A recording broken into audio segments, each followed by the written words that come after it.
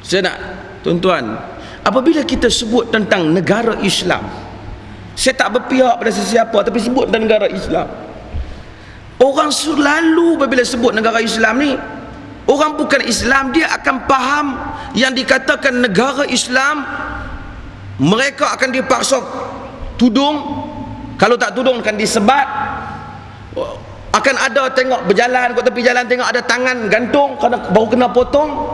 Api pula jalan sengaja, ada orang kena diikat, disebat seperti rotan dari belakang dia. Polis berada di mana-mana. Itulah negara Islam pada gambaran orang bukan Islam. Islamic State. Dan pada sebahagian orang bukan Islam, ustaz dan lebay ni pun apabila ceramah dalam negara Islam akan dihukum, hukum dan hukum. Sedangkan negara Islam Allah Ta'ala sebut baldatun tayyibatun wa rabbun ghafur, negara yang baik dan Tuhan cinta, negara yang rahmat, negara yang bersifat kebajikan, tolong menolong antara satu sama lain, yang miskin dibantu, yang fakir ditolong, yang zalim ditahan,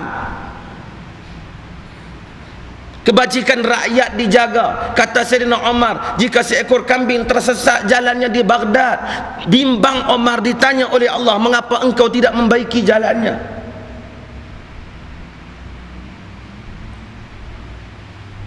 Janda-janda dibela, wanita dibela, keadilan, harta benda diberi secara sama banyak, rakyat hidup dalam keadaan kasih sayang, mulut rakyat terjaga. Tak boleh satu orang kata, woi anak haram, panggil pada satu orang.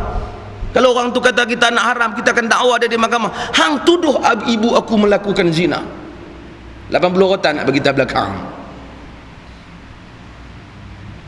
Tapi dalam suasana kita setengah orang kempen dan negara Islam, dalam ceramah disebut anak haram.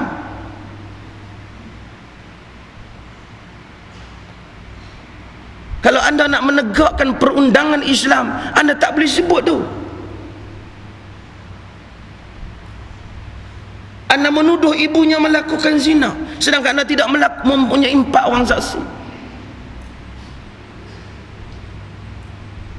Dan banyak lagi benda-benda. Maksud dalam suasana negara Islam, negara yang bersih, semua orang hidup dalam kasih sayang, rahmat, tolong menolong. Ia memelihara agama, ia memelihara akal, pendidikannya maju, nilai pendidikannya tinggi.